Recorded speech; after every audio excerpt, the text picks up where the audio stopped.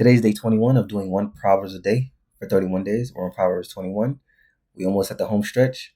I chose the verse to last for me the most. Then I'm going to break it down. So we're going to start with verse 2 on 21. Every way of the man is right in his own eyes, but the Lord weighs the heart. To do righteousness and justice is more acceptable to the Lord than sacrifice. All right, let's break this down. Basically, God cares about your intentions and motives more than the action.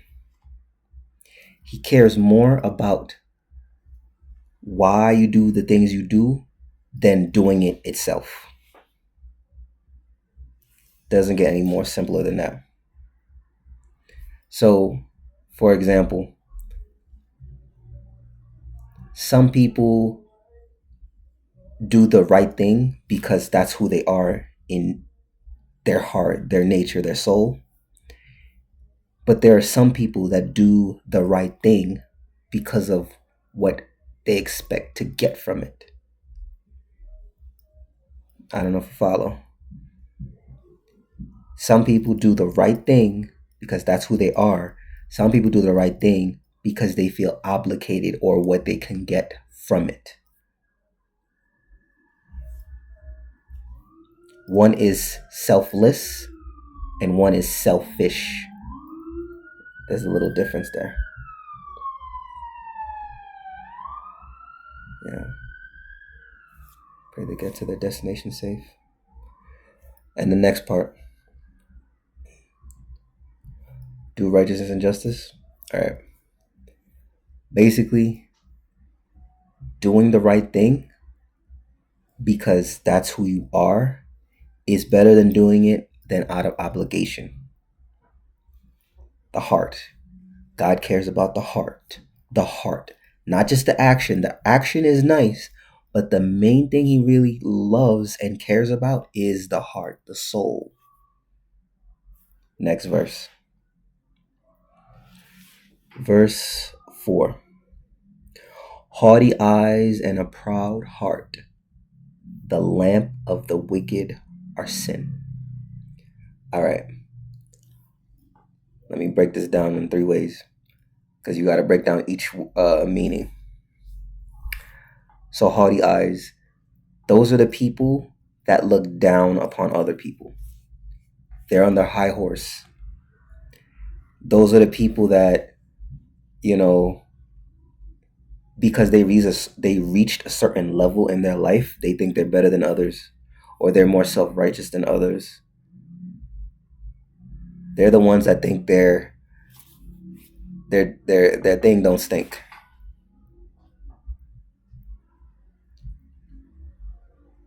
Oh, je le love cheveux là. Je vais de Oxford. C'était quoi? It's like they speak in French. They looking down because you went to community college, but it's just like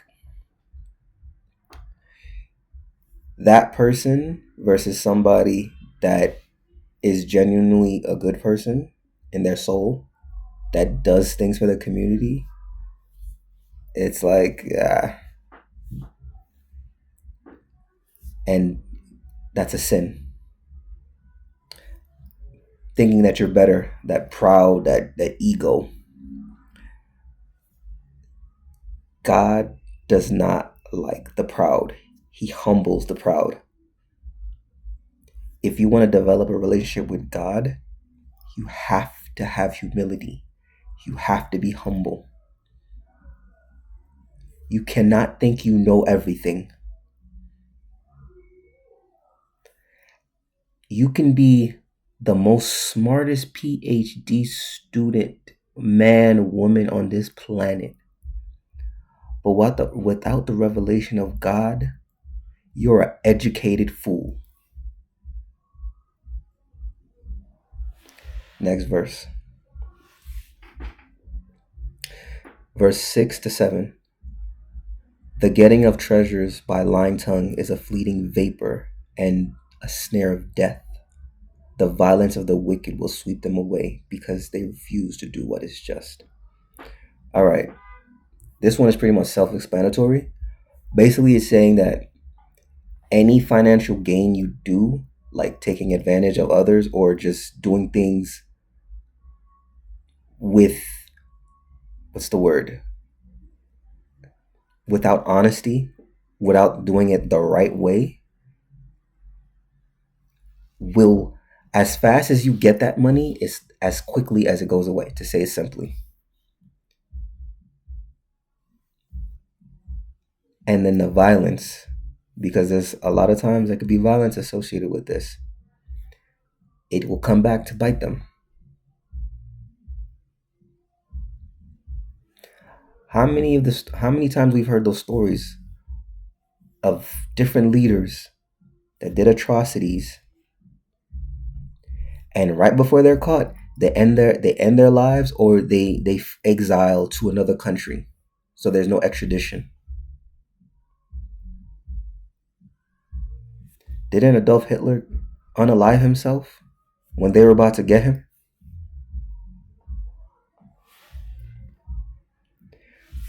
Next verse. It is better to live. Oh, I remember this verse. It is better to live in a corner of the house top than in a house shared with a quarrelsome wife. Ha ha. All right. This one is pretty much self-explanatory. Basically, it's saying that,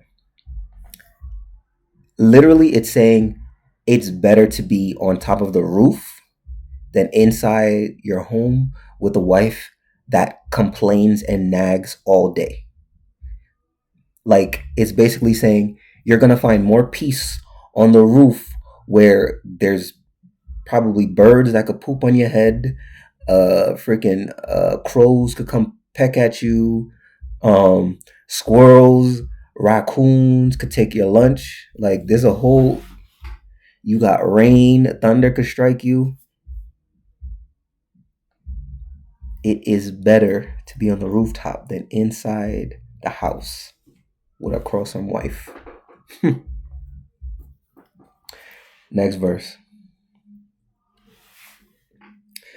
Verse 11. When a scoffer is punished, the simple becomes wise. When a wise man is instructed, he gains knowledge. All right, let's break this down. This one is pretty much self-explanatory. Basically, it's saying that the fool, the idiot, the dunce, they learn by going through experience. The wise man learn by taking advice from people that are wise.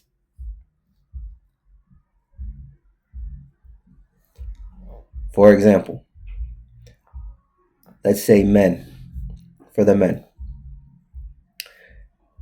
Your dad tells you, oh, you know what? This is actually my example. This is myself. My dad used to tell me, stay focused on school. Don't worry about girls. I didn't listen. And I experienced a lot of heartbreak in my life. I am the fool in this example. And I had to learn to listen to, like, yeah, I should have focused on my school instead of chasing after girls. It was a waste of my time doing that. Versus, let's say I saw my older brother, he went through what I went through, but through my eyes. I'm just saying, doing a whole scenario, real life slash hypothetical situation. Let's say I did not do what my brother did, what I did in this example. And I'm like, oh, yeah, my brother keeps getting heartbroken from chasing these toxic girls. Yeah, I'm gonna stay in my books. When I'm ready, I'll find my wife.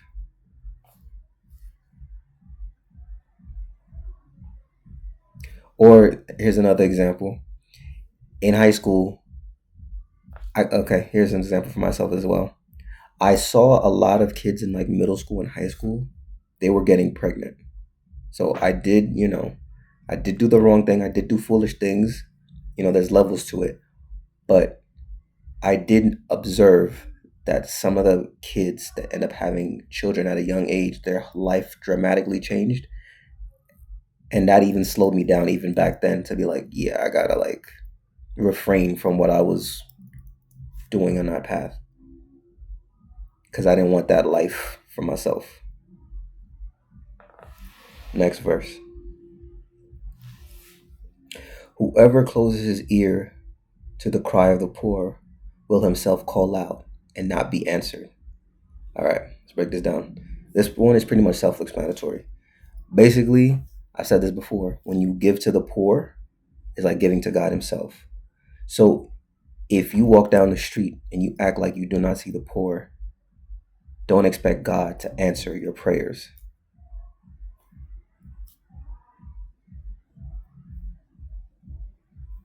Because if you're in a position to help others, you should. Because God's greatest commandment is to love each other as you love yourself. So if you go to work and you spend a certain amount of money for your lunch, loving that poor person won't cost you anything to give them that amount of money for them for that day.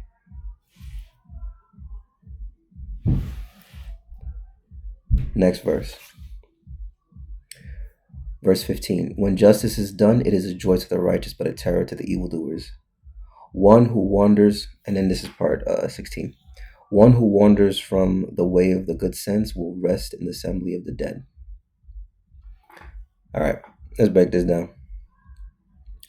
Basically, it's saying that the wicked, they fear the wicked being done to them. And pretty much they are the walking dead. They're living, but they're not really living. It doesn't get any more simpler than that,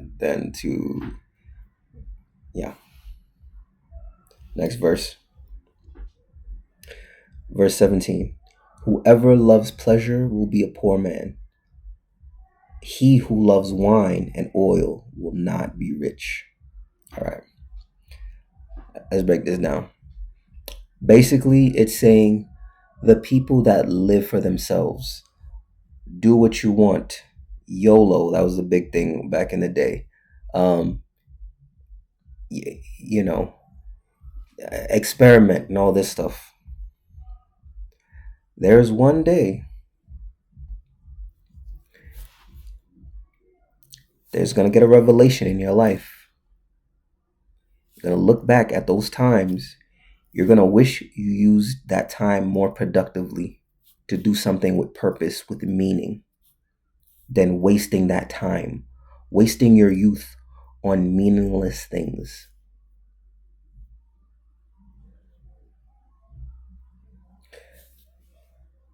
On your last breath, I promise you're not going to be thinking about the times you partied. You're going to be regretting those times. You're going to be like, wow, I wish I used my time more productively. Next verse.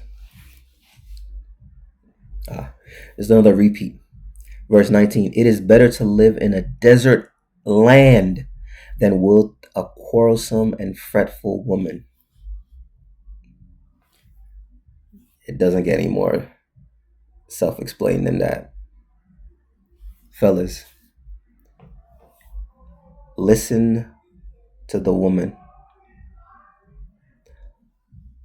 We know women they are emotional, lovely people. But if she's a woman of wisdom, we didn't get to Proverbs 31. If she's like a Proverbs 31, if she's saying things, if she's like a Proverbs 7, the Jezebel woman, I could understand why you don't want to listen. But if she's a Proverbs 31, take heed and try to like make things work. Verse 20 and 21. Precious treasure and oil are in the wise man's dwelling, but a foolish man devours it. Whoever pursues righteousness and kindness will find life, righteousness, and honor. All right. Basically, it's saying that in the wise men always carry a sense of value around them. They're good stewards. In contrast, the fool is always spending. Like, for example, it's a true story. I had somebody in my family. We both were given the same amount of money. I used my money to pay certain bills and be responsible. This other person in my family went to the strip club and blew it all. Yeah. Next verse. Verse 21. No, sorry, verse not 21. Verse 23. Whoever keeps his mouth and tongue keeps himself out of trouble. This actually happened today. It was a client and someone that I know said something a little rude to the person, and then the client snapped and almost was like almost threatening a little bit. Like, yeah. Because when people are, exact words, when they're going through stuff, you don't know what they can do. So, yeah. Being mindful of your words can save your life. So, spiritual maturity is knowing when to speak and when not to speak. Just because you have a thought in your head does not mean you need to say it out loud. You need to have discernment. Only a fool, a child, says anything that comes out of their mouth. If it's a child, I can understand because they don't have the discernment yet. But if you're a grown man and woman, you need to watch your mouth. Proverbs 18:21, life and death is in the power of the tongue. These things are being repeated in the Proverbs so many times for emphasis. Anytime something's repeated, it's for emphasis. That means it's important. It's something to take note of.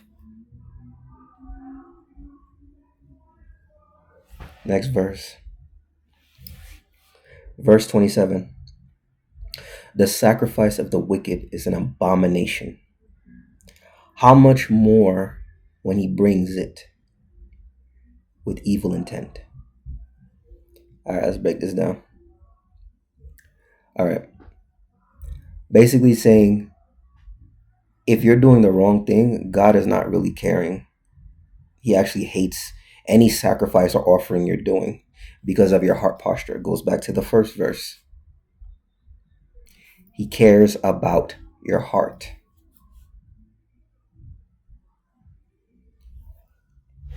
You expect, okay, put it this way. Hypothetically, you are a wicked person on this earth, but you do some good things, and you expect God to continue blessing you and hearing your prayers. A holy God that cares for his children, that expects us to care for one another, but you're doing wickedness, and you do one or two things right and expect to be blessed and be protected. Do you hear yourself? Do you see yourself? And this is my last verse. No wisdom, no understanding, no counsel can avail against the Lord. All right. This one is pretty much self-explanatory. It doesn't matter how smart you are. You can be the most smartest, and even if you are the person with the highest IQ, the highest this, the highest accolades, God's ways is higher than your ways. His thoughts are higher than our thoughts.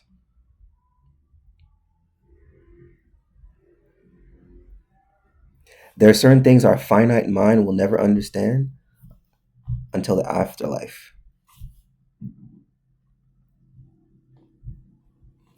And this is my outline for today. Number 1, God looks at the heart, not actions. Number 2, self-exaltation is separation from God. Number 3, wealth gained from deceit and violence will flee and destroy a person. Number 4, keep peace of mind, find peace at home.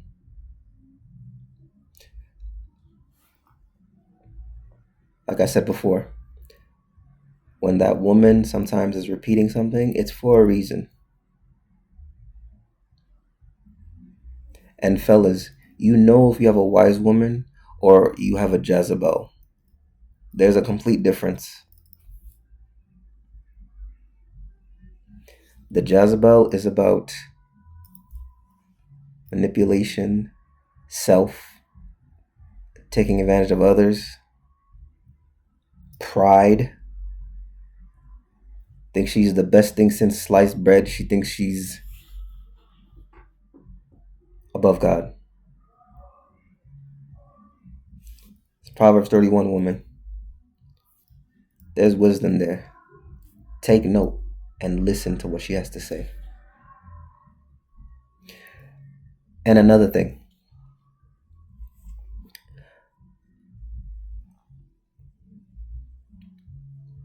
if Solomon is saying it is better to be on a roof than inside your home with a quarrelsome wife,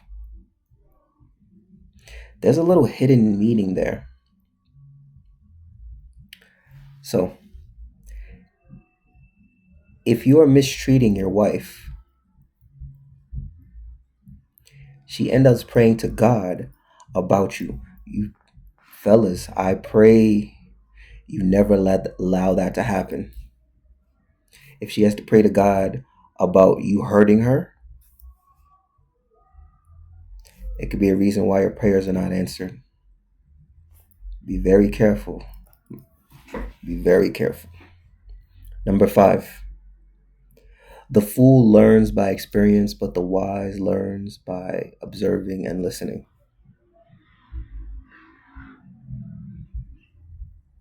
I'll say this again.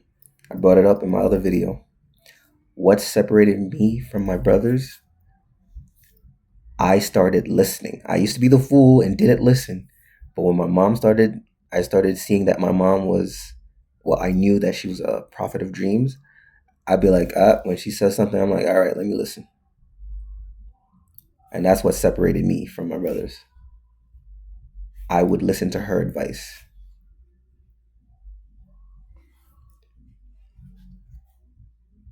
And 6, ignoring the poor is ignoring God himself, so God will ignore you too. Number 7, the wicked fear wickedness The wicked fear wickedness itself. They're alive, but they're not truly living. Number 8, partying, drinking are meaningless. It robs you financially and spiritually. So it's such a waste of time. All right. I want to break down this math. This is my first time doing this. All right. So let's say you go out every weekend, because I've known people in college and high school, and there's probably people nowadays that still do that. All right. Let's say each Friday night you spend about It could easily be $300 or more, but I'm gonna be conservative. So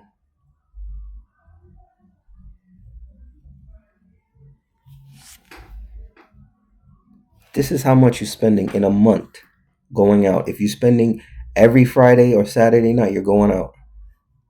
$300 a night for a month.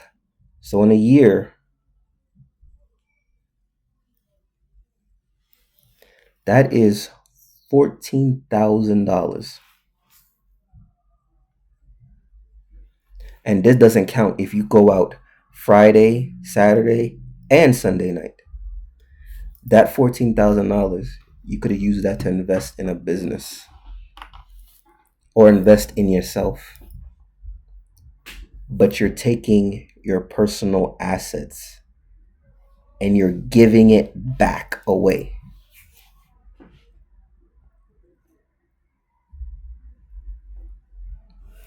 We outside is why you're broke. And not only that, you going to that club, drinking, you meet that guy, you meet that girl, and you don't know where they just came from. You don't know what toxic relationship they just got out of, and then you go and meet that person and you attach yourself with that. You fall in lust. Oh, she's beautiful, he's hot, da da da da. He and she was irresponsible when you met her, and you think you're gonna make that person your wife or husband.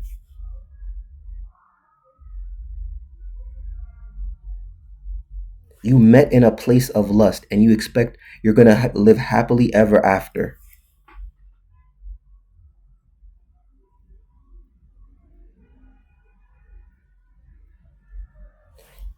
The club is in darkness. You can't see the person until the lights come on at 3 a.m.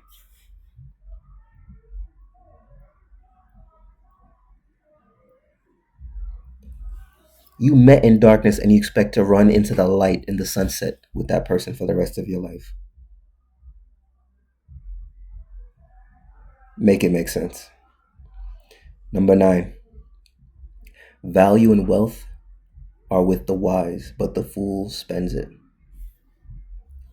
Just gave an example. Number 10. Honest men receive respect even when he's gone. Number 11. Self-control of your tongue is a blessing. Number 12. You cannot bribe God with offerings while practicing wickedness. Number 13. God's wisdom supersedes everything on earth. You can have all the PhDs, all the doctorates, and whatnot. All the Captain Crunch awards or whatever. It doesn't compare. You're a highly educated fool in front of God. And these are the kingdom and principle. These are the prophetic and kingdom principles. God honors character, not charisma. And this is the kingdom principle. Mercy is a spiritual investment. If you close your hand, heaven closes its door. Peace.